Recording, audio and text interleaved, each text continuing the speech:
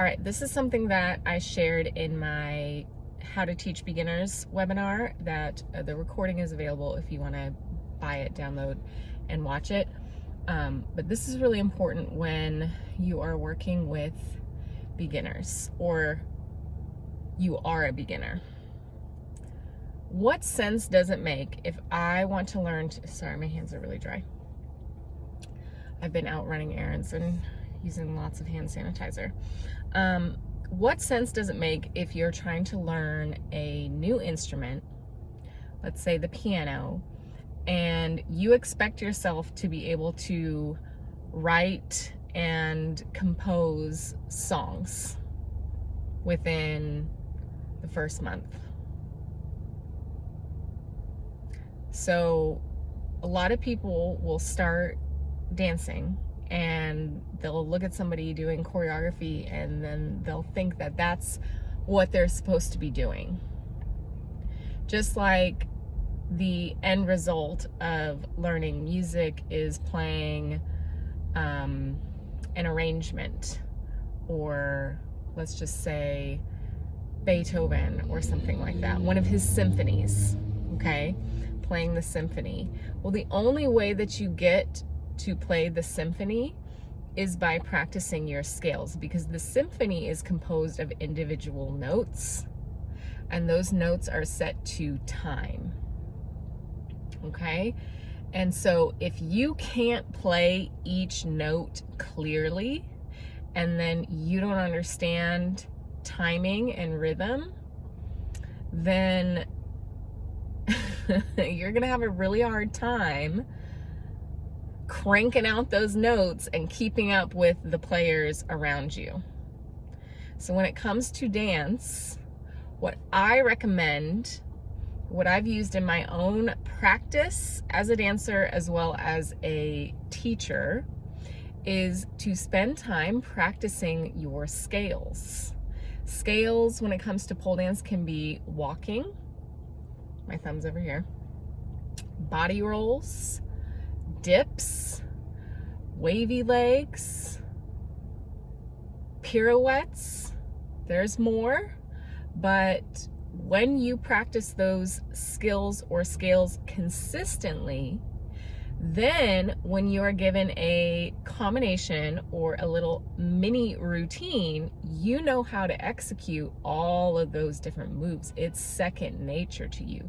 So then what you get to work on is remembering the order that you are given and practice putting it to music, starting with a nice, steady, even tempo that you can follow along to, not something super complicated. And that's how you raise up or train yourself up to the next level, to be able to walk into a class and start doing choreography. Okay? In my opinion, I don't want to put the cart before the horse when I'm teaching and training people, because it can be frustrating when you know that you should be challenged, but when you're not hitting close to 75% of it, that can be a little discouraging. It's really nice to feel success as well as a struggle, because if you are truly practicing correctly and training yourself, it is always a push. So even though I know how to do a body roll, walk, pirouette, dip spins, I'm always pushing myself and my technique to look even more smooth, even more polished, even more controlled, more extension, more confetti. You know what I'm saying? So that's my approach. And everyone's welcome to have a different one.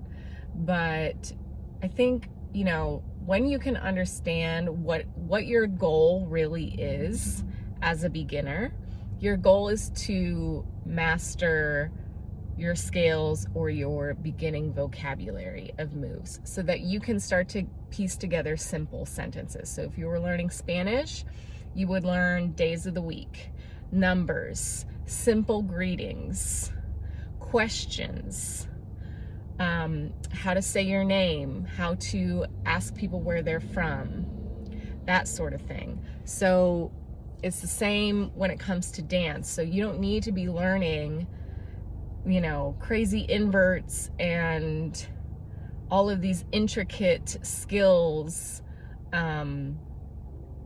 right at the beginning that are kind of complicated, like, you know, larger vocabulary words, if you will. You don't need to be doing all that. You want to stick to days of the week, numbers, simple greetings, etc., so that you can start to have very simple conversations. And then as you have mastered those initial foundational pieces, then we start to add on. All right, but I know it can be a little overwhelming, and sometimes we just need a little help or a different perspective. So if you're a beginner, I hope that helped you. If you're working with beginners, I hope that helps you as well, because I find there's truly nothing more rewarding than working with beginners. I absolutely love it because it is such a joy to see and share in someone else's success. It's really nice to see people's faces light up when they do something that they thought they couldn't do after I've taught them. That for me personally is just, it's great. Like that I can make something more accessible to people so that we can all do it together. And I don't care what anybody says, whatever type of dance that people like to do, it's healthy. It's healthy for them. It's getting them moving. No doubt, no matter what dance you're doing, there's strength and flexibility involved. People who dance, I think, tend to be happier. Maybe that's a generalization or just my opinion, but people who dance are just it's a different kind of energy. So it's healthy, and you know, whichever version you choose, enjoy it. It's all for fun, and it's just, at the end of the day, it's just dancing. That's really how I feel sometimes about pole dance in general, with all the different opinions that circulate about it. It's, at the end of the day, it's just dancing. It's not, it doesn't have, you know, the impact that many other things do in our lifetimes. So enjoy it, have fun, be healthy, yada yada yada, and I don't know, I guess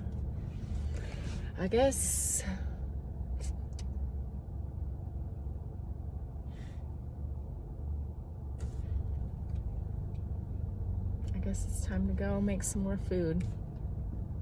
I was gonna keep going, but I'm hungry.